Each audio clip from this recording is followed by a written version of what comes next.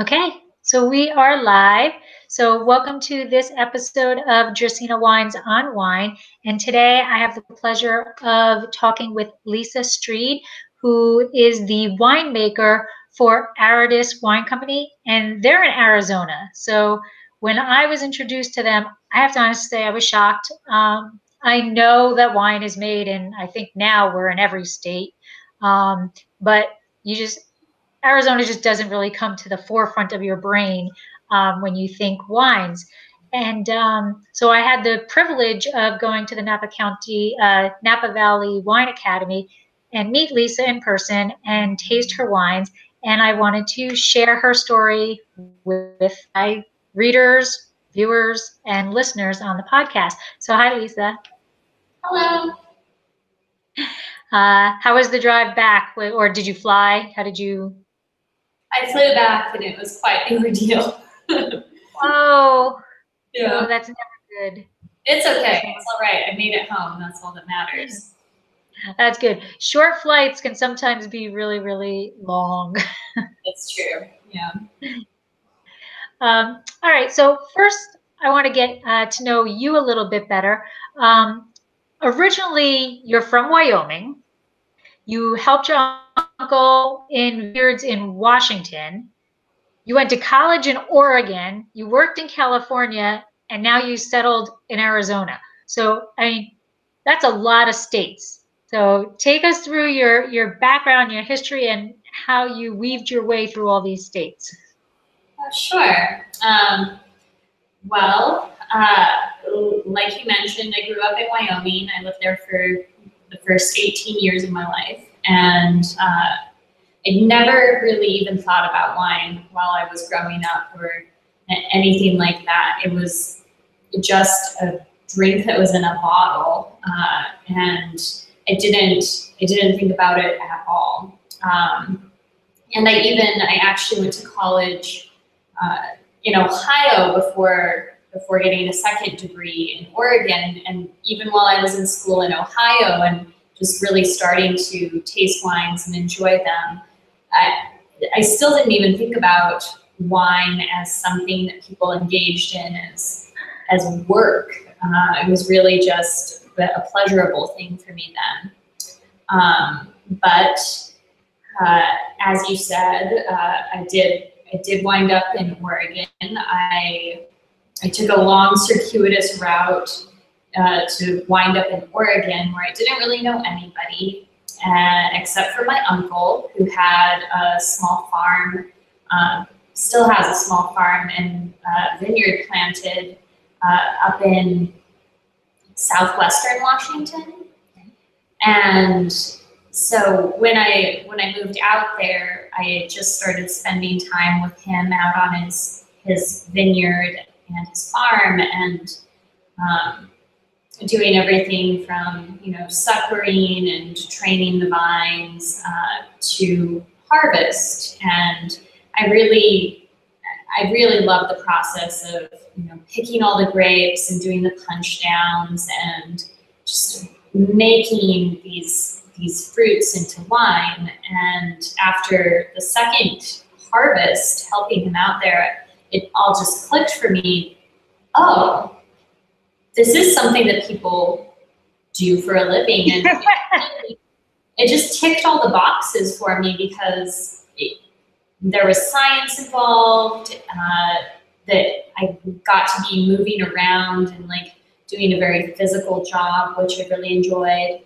And there was also this incredibly pleasurable product that you had at the end of it. So you got to really enjoy what you've made over the course of a year, a couple of years. And so I enrolled in school at Oregon State and got my degree in enology and viticulture. And I really haven't looked back since. I've loved the process of getting to where I am now. When I was in school, I interned at a winery in the Dundee Hills. And then when I graduated, just prior to that, I spoke with my advisor and I said, I want to go to a place that's big. And he said, well, we have a great relationship with E&J Gallo Winery, and they're coming in a month or so.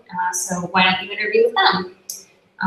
So I did, and they liked me well enough to hire me. And so after school, I went down to Modesto and started working at E&J Gallo. So I went from very small to very big. And after 3 years there, I knew I wanted to go and work in Arizona at some point. And I saw a job posting for Arizona. And I had never thought that it was something that I'd ever see in my life, a posting for a winemaker in Arizona. And I applied, and after a while, a few rounds of interviews, here I am. And that's how I wound up here at Aridus. Well, that's awesome. And I totally understand the concept of seeing something you produce. I equate it to like an artist when they paint something and it's up, in a gallery or something, the pride, that they must feel when somebody admires it, the pride that you feel when somebody is drinking your wine and they get that smile on their face, or they take the time to message you on social media or something like that. My husband and I both come from research development before coming into the wine industry, and he actually did product development and I did microbiology. And when we would go to a store and there'd be a product that either he worked on or I worked on, or we did work together on some products, we'd be in the store, we'd be on the shelves, fixing the shelves, making sure our product looked pretty, and now, when somebody posts a picture of the wine, it's, you get all warm and fuzzy, right? And it doesn't go away. I think we could be, this is our 2016, we just bottled yesterday, and that's our first vintage was 2013.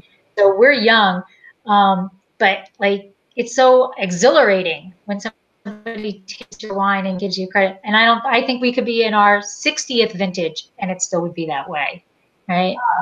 Yeah, it's really humbling too. It's such a wonderful thing to be able to make a product that somebody enjoys and they want to talk about it and they want to share it with their friends. I mean, what a pleasure to be able to bring that to somebody. Right, yeah. Right. So you did mention that your first step in the winemaking industry was E&J Gallo. Now that is really and you talked about the difference of big versus small. So what are what would be the one, oh my God, this is so different between E&J Gallo and Aridus? Oh gosh. Well, number one, the scale. You necessarily have to do things differently just based on the scale of production. So at E&J Gallo, they're processing, hundreds of tons per day, whereas our entire production is under 200 tons here. So it winds up being things that can be automated at a very large scale. You have to do them by hand at a small scale.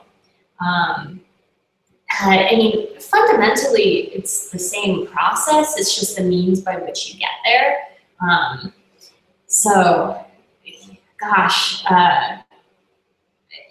I think also one thing about E&J Gallo is that they're so large. There's a lot of resources and a lot of people that you can tap into if you have a question, and there's just so many different people with such different backgrounds and such a different experience, and that the wealth of information that you can get from people is pretty staggering, and it's definitely one asset that large wine companies have.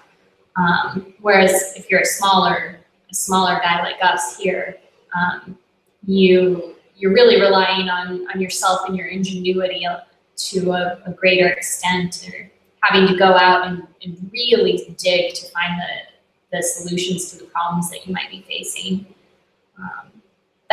those are a couple of things that I can think of right off the top of my head. But I mean, each is exciting in its own way. It's really thrilling to know that the buck stops with you, and the decisions that you make really have a direct impact on what the final outcome is. Whereas if you're at a very large place, that's mitigated quite a bit.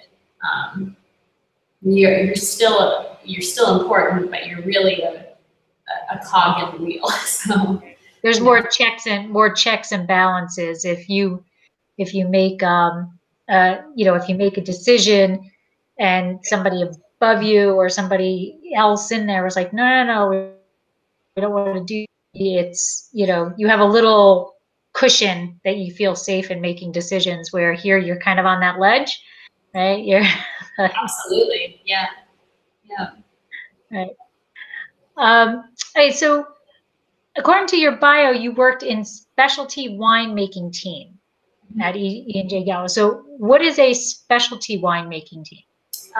So the way it was structured when I was there, the specialty team took care of sparkling wines and any non-standard wine products. So that included vermouth, and included was made a different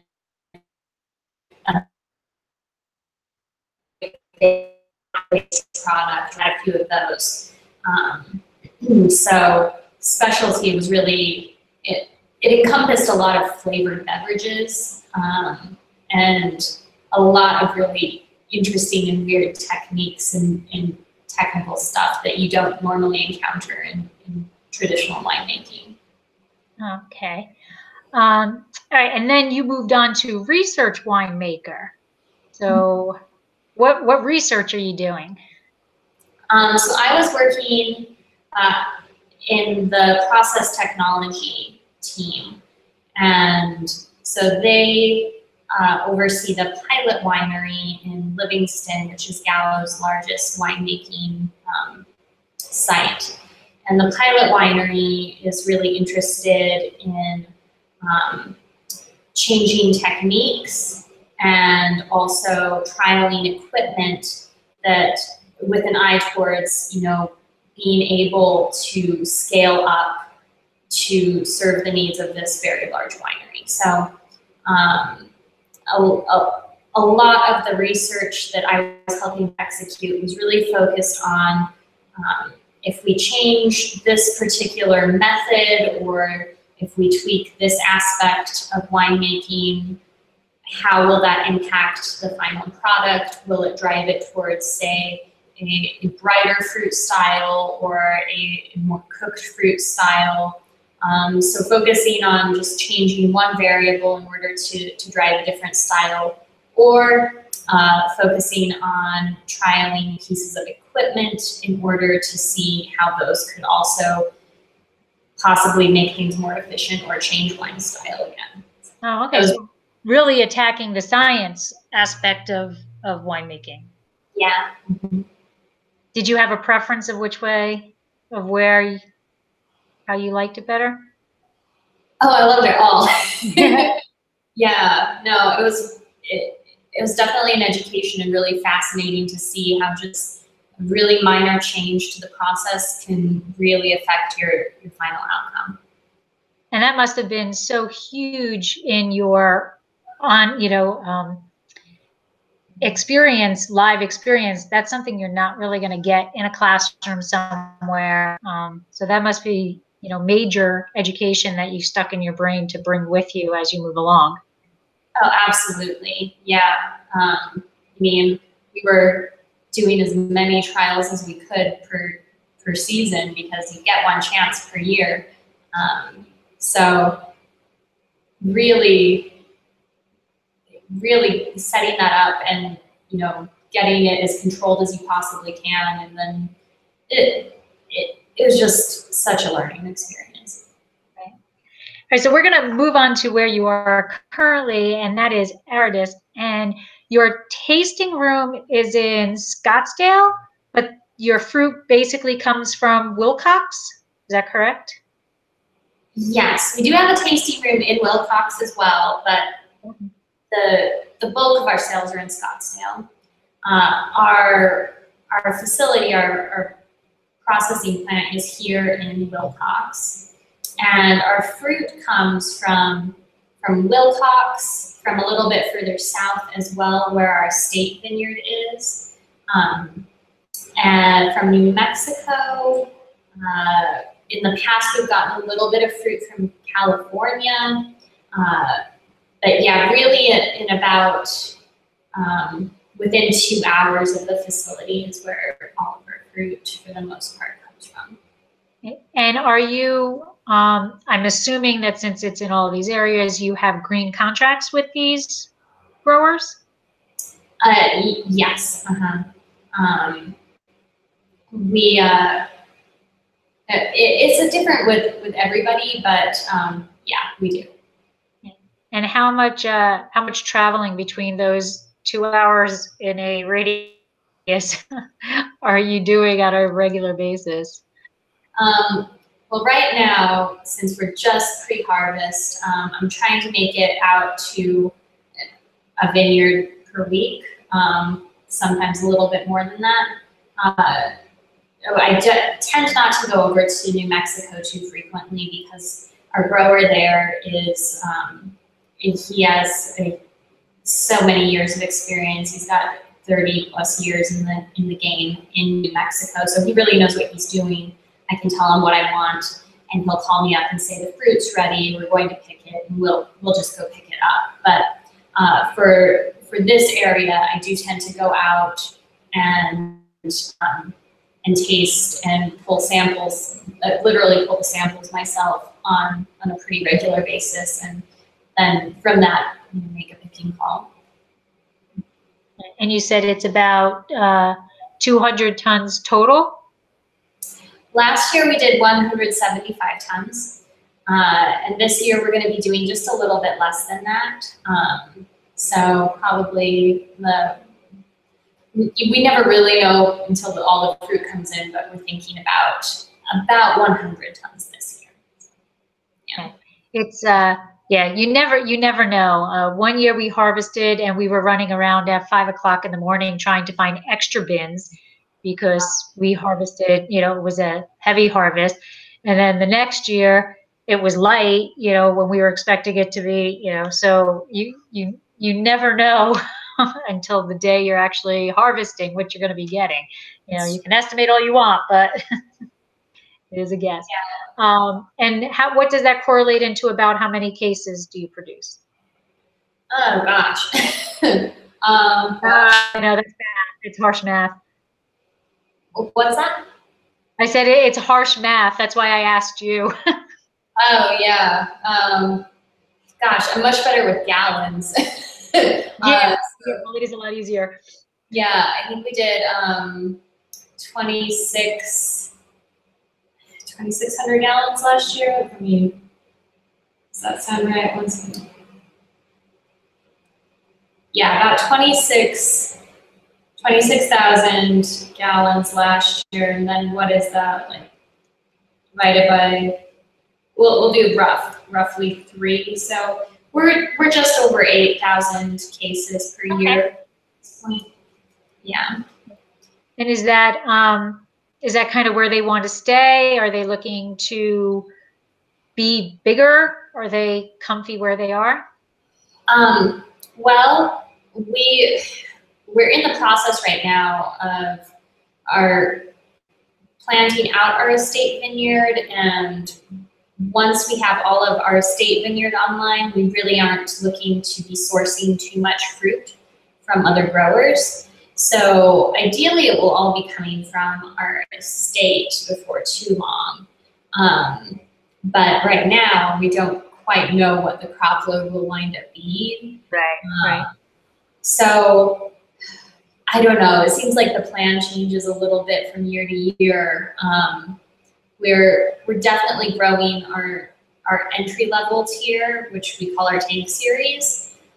So that we're hoping to get into some more like major distribution markets.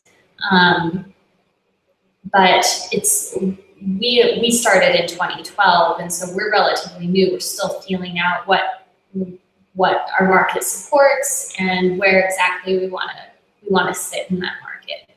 But the growth has been phenomenal from where we started to where we are now. So I don't know. we're still answering that question for ourselves. That's good. You don't want to box yourself in. Wine is definitely some place you have to be able to adapt to different things going on. So, yeah. Yeah.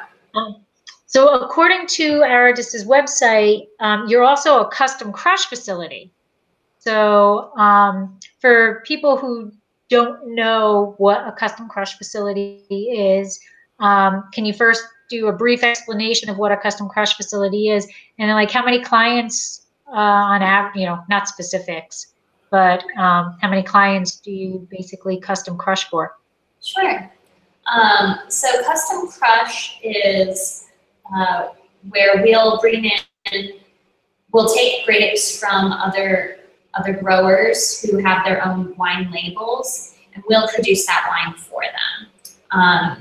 And here in Arizona, what that typically looks like is these are people who have planted vineyards and want to have their own wine label, but they're not quite ready to build their own winery. So we have currently 3 small clients, one of whom has made it clear they want to stay with us forever. They want us to always be making their wine. That's great.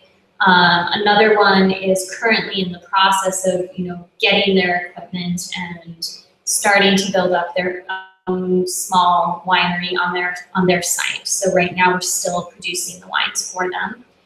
Also great. And then our 3rd client is just coming to us for the first time this year, and so we'll see what he winds up wanting to do in the long run. But a number of Arizona wineries have started out bringing their fruit to us, and then have gone on to build their own facilities, and that's kind of the way that we want it. We want to provide a space for people who are just getting started to see how the process goes, and then eventually grow and leave and build their own facilities. We've always envisioned there would be this sort of turnover. Are you their consulting winemaker, or they have their own? It's really just using your facilities. For 2 of them, I'm the consulting winemaker, and for the 3rd, I receive the plans from their consulting winemaker, and we execute to their plan, and it's fine by me. Yeah. Only so much you can do, right? So many hours in a day. Yeah. Okay, so you currently have 40 acres of estate fruit, and you had mentioned that Aridus's ultimate goal is to be all estate fruit. Do you have estate labeled wines yet, or are they mostly just used in blends at the moment? We're in the process. So last year was our first year bringing in fruit from the vineyard. And so for our first release, we blended all of the whites together, save for a little bit here and there, and we're releasing that as our field blend. But this year we'll be keeping all of our fruit separate and releasing it as a single variety bottling. So right now what's producing on our vineyard are the whites, so Sauvignon Blanc, Viognier, and Malvasia Bianca. And those are all the whites that we plan on having planted. And then on the red side, we have Cabernet Sauvignon that's been in the ground for a year. We just finished planting Malbec and Syrah this year. Next year, we'll have Petit Syrah, Cab Franc, Merlot, Tempranillo, and I believe Graciano going in, and then we should be fully planted out. But our plan is from here on out, it will all be single variety blends coming from our estate vineyard. Excellent. Okay. And now, this blew my mind. So you just came back from a 3-month stint in Australia to harvest hop. So what I think is funny, I guess, not ha-ha funny, but like different, is normally, first of all, I would love to do that. But normally, that's what people do when they first get out of school, or even while they're in school. They go harvest hops and then come back to get the job. You did it in the reverse order. So how did this come about? Well, I mean, I always knew that I wanted to do some Southern Hemisphere harvests. And when I graduated school, I went right into full-time work at E&G Gallo. And even while I was there, I had asked, is there any way I can go and do a harvest in the Southern Hemisphere? And the answer was always no, for liability reasons, you cannot. So I wanted to do it, but it just was never in the cards while I was at a larger place. And when I came here, I did my first harvest. We got through bottling, did the second harvest, and I knew I could really trust the crew here, so I just asked the owner, Scott, would he mind if I took a leave of absence for a few months and went and did another harvest? And he was all for it. He said, sure, absolutely. Just knowing that, seeing a different process, going to a different place, I could gather some more knowledge that could be applied here. So it was a little backwards because, I didn't go and work as a cellar hand. I knew I was overqualified for those sorts of positions, and that I would have to go to a larger sort of winery in order to have a position that was winemaking based. So I really focused my efforts on just finding larger wineries that had vintage winemaker, harvest winemaker positions available. And when I interviewed with Curie Hill Winery in the Clare Valley, it seemed like a really good fit because they do a fair amount of Syrah, and Syrah is one of our flagship grapes here. They offered me the position, and I took it and was gone for 3 months, and I got to skip all the bottling here. And it was a really wonderful experience. Yeah. Will there be a return visit? Oh, you never know. I would love to go back. I had such a fantastic time with them. But you never know. We'll see. Maybe a different region? That would be great. Yeah. Yeah. Yeah, perhaps New Zealand, because we also really love Sauvignon Blanc here. So seeing how it's done someplace else would be great. Or if you just planted Malbec, Argentina, It's true, yeah. So one of the reasons why people like to do the harvest hops, and I mean, how you getting into being the winemaker there is even more phenomenal, is to just see the differences of how things are done. Just like everyday normal things, I'm sure, are done differently. What was like the one thing that you were like, oh, well, that's not how we do it?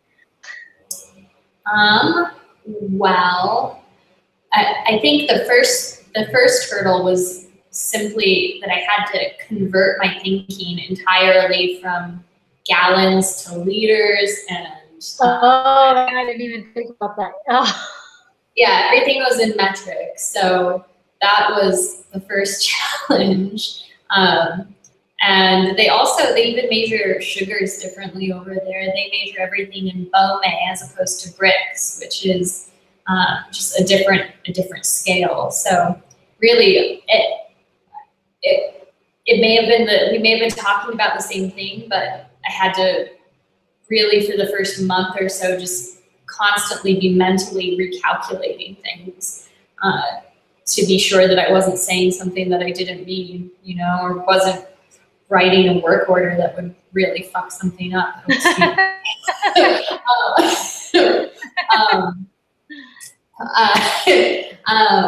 Yeah, but aside from that, they had a couple of different CAC management strategies down there that I had never encountered before. They had roto fermenters, so a couple of their tanks would just, you know, a couple of times a day just turn a key and the tank would roll, and that was their equivalent of, say, a pump over or a punch down. Right.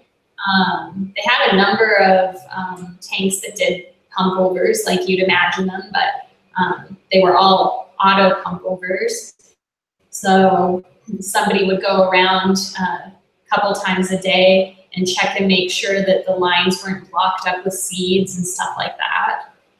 Something that you would notice immediately if you were the one manually hooking up the pump over, but not something that is noticed immediately if it's auto. And then they had like compressed air pump overs, so tanks that were outfitted with compressed air, or they had the option for compressed air or nitrogen at the base of the tank, that you turn it on and it would pulse this compressed air in, and as a result of that, it would push up and break up the cap and get the Oh, wow. the extraction that way. And that one I really enjoyed because it's something that we were doing a sort of modified sort of pump over like that here, but only just to get a little bit of air into some of these ferments. And once I realized that that is something that we could do for CAC management, I was like, yes, I'm going to do that. So it won't be all the time, but for a couple of our pump overs this year, we'll be doing that instead. So yeah, those yeah, really cool. Those are the big takeaways, I think, for me. Wow. So complete sidebar. Okay. I was doing a post for a New Jersey-based wine, and they do port-like wines. And while I was tasting their port, they were like, "Oh no, you just can't drink that. You need to do a Tim Tam Slam." So, have you ever heard of a Tim Tam Slam? Did you ever do one? Yeah, the concept of a Tim Tam Slam was explained to me while I was there, and I did not do one myself. But yeah, it sounds delicious. Yeah, I think I would do it with coffee as opposed to any other beverage. Right. Yeah. Well, one of my friends, another wine writer, is going on a trip to Tahoe, and it's being sponsored by Australia. I don't know the whole thing, but he posted a picture today of his pack that they sent him, and in there was Tim Tams. So I started laughing. But yes, I did do a Tim Tam Slam using their Port Lake wine, and it is fun. At the very least, it is fun. But and it did, you know, the to have the chocolate and the port all soggy and it actually is pretty good. You know, so but they explained that it was all Australian based that came up with this. So now whenever I see Australia, I have to ask about a Tim Tam Slam. Sure. Okay, so my last question is, one of our taglines is pursue your passion. And you obviously are pursuing your passion in wine. So if you were to give, one or two pieces of advice to somebody who wants to enter the wine industry to pursue their passion, what would you tell them? I'd say really pay attention to your sleep schedule. Especially during harvest, because it's just so easy to wear yourself down without realizing it. And if you want to be your best during harvest, you've really got to be getting in the sleep and making sure you're eating.